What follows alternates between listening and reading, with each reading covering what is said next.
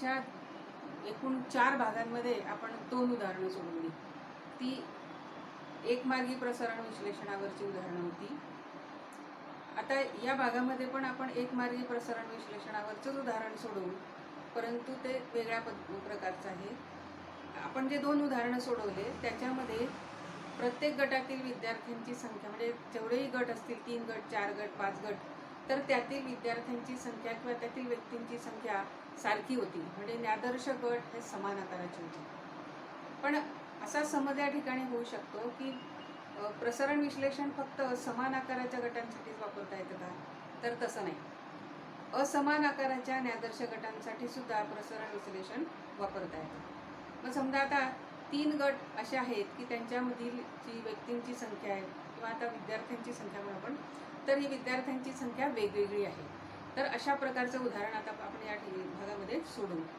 आता उदाहरण असं आहे की एका संशोधकाने 3 गटातील विद्यार्थ्यांच्या गणित अभिरुचीचे मापन केले असता पुढील प्रमाणे माहिती मिळाली. हे गणित अभिरुचीचं मापन केल्यानंतर जी माहिती मिळाली ती याप्रमाणे मिळाली. विचारलेलं आहे, प्रसारण विश्लेषण तंत्राचा वापर करून या 3 मध्यमानातील फरकाची सार्थकता तपासून पहा. मग आपण 3 मध्यमानातील फरकाची सार्थकता तपासून पाहण्यासाठी पहिली पायरी आपण काय करतो, तर परिकल्पना म्हणतो. मग या ठिकाणी संशोधकाने विद्यार्थ्यांच्या गणित अभिरुचीचे मापन केलेले आहे. आपण परिकल्पना कशी मांडतील, विद्यार्थ्यांच्या गणित अभिरुची मध्यमान गुणांकामध्ये सार्थ फरक आढळत नाही, अशा प्रकारची परिकल्पना आपण या ठिकाणी मांडू.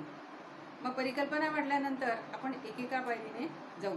आता पहिली पायरी आपल्याला माहिती आहे की पहिल्या पायरीवर काय करतो आपण, की जेवढेही गुण दिलेले असतात त्या सर्वांची आपण बेरजा करतो.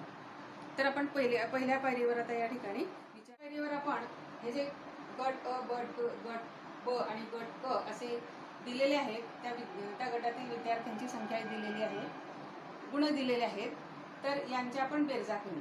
मग आपण पहिला गट या ठिकाणी विचारात घेऊ. हा पहिला गट जर विचारात घेतला तर या ठिकाणी या सगळ्या गुणांची बेरीज आपण सिग्मा x1 या अक्षराने दर्शवू आणि ती बेरीज आहे 213.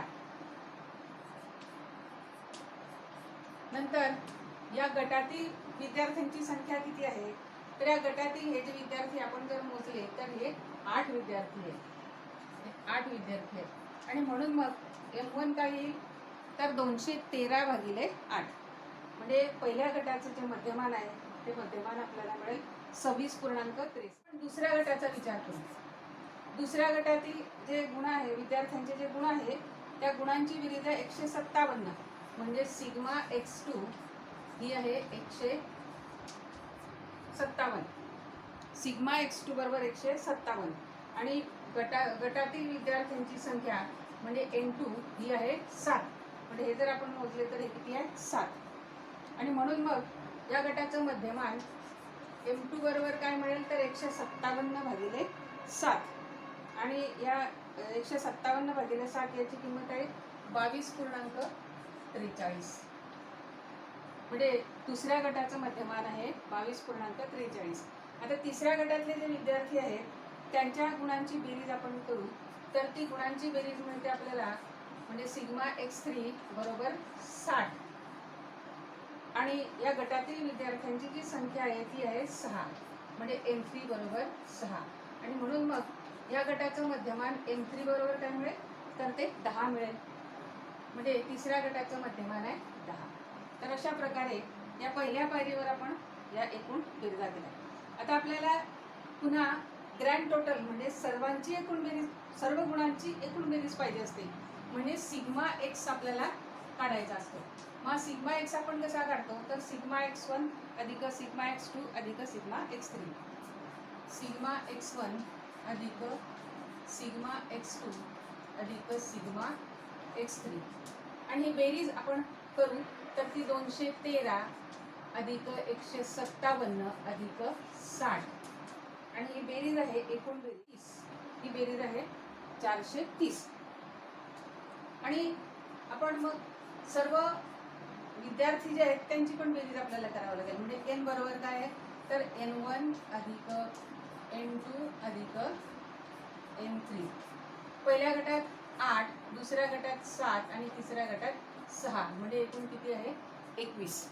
म्हणजे या सगळ्या विद्यार्थ्यांची संख्या, तिन्ही गटातील विद्यार्थ्यांची संख्या आहे 21 आणि तिन्ही गटातील विद्यार्थ्यांच्या गुणांची जी बेरीज आहे ती येते 430. आता या पहिल्या पायरीवर आणखीन आपण एक कृती करतो, ती म्हणजे दुरुस्ती पद काढतो. मग दुरुस्ती पद हे कसं काढतो? एकूण बेरीज केलेली असते त्या एकूण बेरीजचा वर्ग म्हणजे सिग्मा एक्सचा वर्ग भागिले एकूण व्यक्तींची संख्या म्हणजे एन. म्हणजे त्या ठिकाणी काय होईल तर 430 गुणिले 430 भागिले 21 आणि हे दुरुस्ती पद मिळतं आपल्याला 8804.76. 8804.76 म्हणजे हे दुरुस्ती पद सी ची किंमत आहे 8804.76. आता दुसऱ्या पायरीवर आपण काय करू तर या सर्व गुणांचा वर्ग करू. म्हणजे पायरी 2 तर गुणांचे वर्ग करू. गुणांचे वर्ग आणि बेरीज. मग आपण प्रत्येक गटातील विद्यार्थ्यांच्या गुणाचे वर्ग करू. मग आपण पहिल्यांदा गट अ विचारात घेऊ. गट अ मधील विद्यार्थ्यांना जे गुण मिळालेले आहेत त्यांचे वर्ग केले तर हे वर्ग म्हणतात आपल्याला. पहिला वर्ग 324, नंतर 841, 784, पुढचा वर्ग 676, नंतर 576, नंतर 961, नंतर 900, शेवटचा वर्ग आहे 729. आणि या सर्व वर्गांची बेरीज ती आपण कशाने दर्शवतो तर सिग्मा x1 वर्ग. आणि ही एकूण बेरीज आहे 5791. 5791. आता आपण दुसऱ्या गटातील विद्यार्थ्यांच्या गुणांचा विचार करू. म्हणून गट ब मधील विद्यार्थ्यांना जे गुण मिळालेले आहेत त्यांचे वर्ग. पहिला वर्ग येईल 400, त्याच्यानंतर 289, 441, नंतर 361, नंतर 841 आणि 676, शेवटचा वर्ग 625. 25चा वर्ग 625 आणि ह्यांची बेरीज म्हणजे या वर्गांची बेरीज म्हणजे सिग्मा x2 चा वर्ग. ही जी बेरीज आहे ही बेरीज आहे 3633.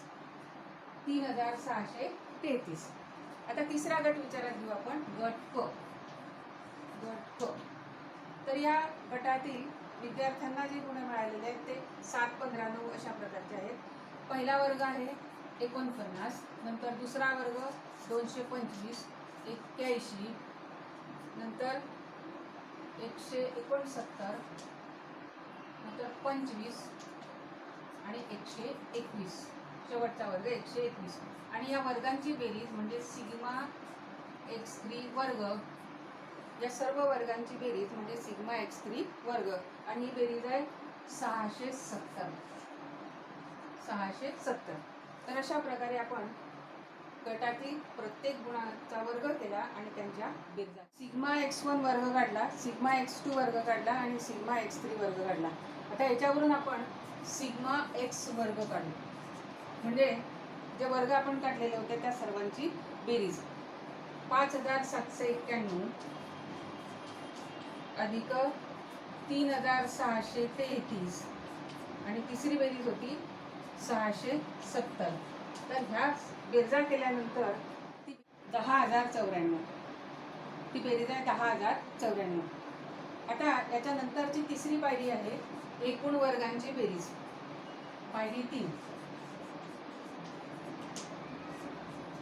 एकूण वर्गांची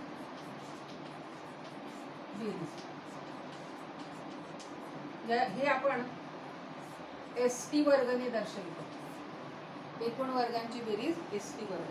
आणि मग ती आपण कशी काढतो एस टी वर्ग, तर ते पण सूत्र माहिती आहे आपल्याला की एस टी वर्ग बरोबर सिग्मा एक्स वर्ग वजा सी.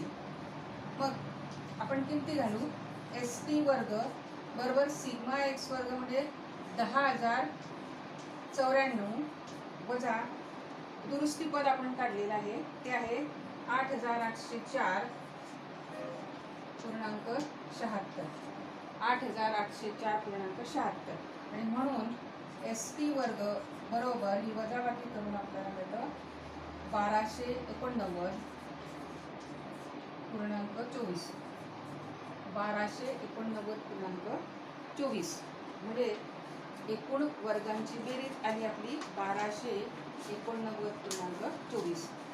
आता आपण चौथ्या पायरीकडे वळू. पायरी 4. आता इथे काय करतो आपण तर गटांमधील वर्गांची बेरीज काढतो. गटांमधील वर्गांची आणि गटांमधील वर्गांची बेरीज आपण कशाने दर्शवतो तर एस बीचा वर्ग. एस बी वर्ग आणि एस बी वर्ग कसा काढतो तर जेवढे गट असतील तेवढ्या गटांमधील विद्यार्थ्यांच्या गुणांच्या बेरजा त्या ठिकाणी आपण विचारात घेतो. म्हणजे इथे एस बी वर्ग बरोबर आपल्याला सूत्र लिहावं लागेल सिग्मा एक्स वन याचा वर्ग भागिले एन वन अधिक सिग्मा एक्स टू चा वर्ग भागिले एन टू. 3 गट आहे म्हणून 3 पद येतील याच्यामध्ये. तिसरं पद येईल सिग्मा एक्स थ्री चा वर्ग भागिले एन थ्री आणि वजा आता ह्याच्यातून काय करायची दुरुस्ती पद वजा करायची. म्हणून मग एस बी वर्ग बरोबर आपण ह्या बेरजा केलेल्या आहेत. पहिली बेरीज आहे 213 म्हणजे 213चा वर्ग भागिले गटातील विद्यार्थ्यांची संख्या 8 आहे 213 भागिले 8. पुढची जी बेरीज आहे ती 157 आणि त्या गटामध्ये विद्यार्थी आहेत 7 म्हणून 157चा वर्ग भागिले 7 आणि पुढची जी बेरीज आहे म्हणजे तिसऱ्या गटाची बेरीज आहे ती 60 तर 60चा वर्ग भागिले 6 कारण त्या गटामध्ये विद्यार्थी 6 आहेत. आणि ह्याच्यातून आपण जे दुरुस्ती पद आहे 8,804.76 ते वजा करू. 8,804.76 हे वजा करायचे.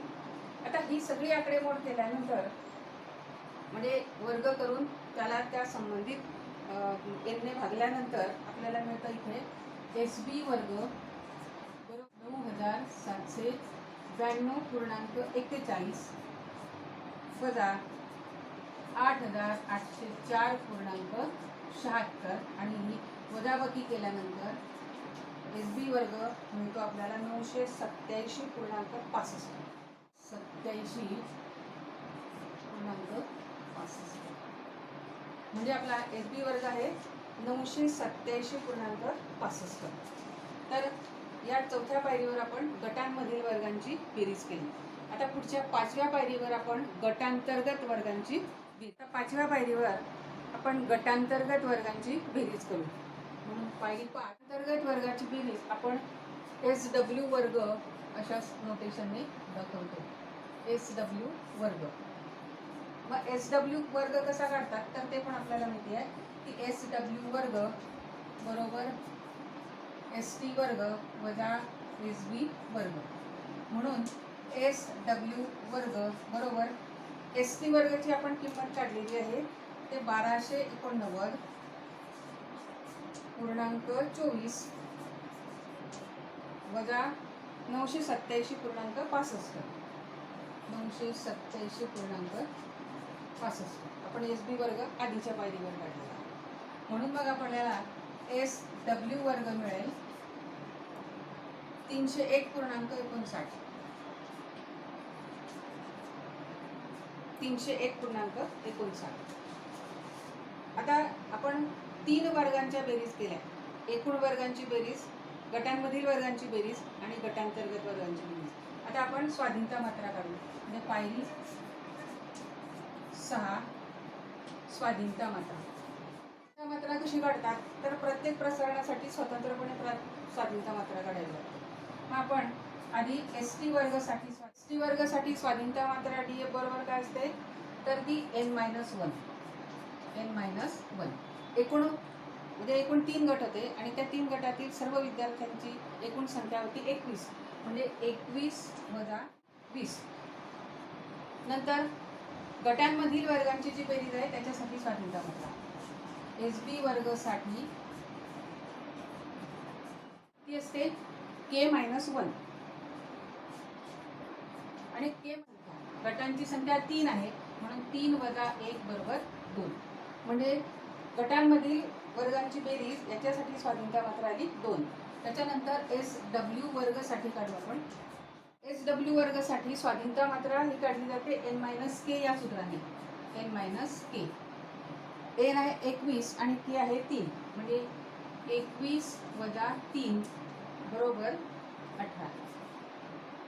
तर अशा प्रकारे 3 प्रसरणांसाठी 3 स्वाधीनता मात्रा आपण या ठिकाणी काढल्या. या ठिकाणी ST वर्ग म्हणजे एकूण वर्गांच्या बेरजेसाठी स्वाधीनता मात्रा 20, गटांमधील वर्गांच्या बेरजेसाठी स्वाधीनता मात्रा 2 आणि गटांतर्गत वर्गांच्या बेरजेसाठी स्वाधीनता मात्रा 18 आली. आता या भागामध्ये आपण या पायरीपर्यंत पोहोचलेलो आहोत की आपण स्वाधीनता मात्रा काढेपर्यंत पायऱ्या गाठलेल्या आहेत. आता पुढच्या भागामध्ये आपण या उदाहरणाचा जो उर्वरित भाग आहे त्या उर्वरित भागाविषयी विचार करू.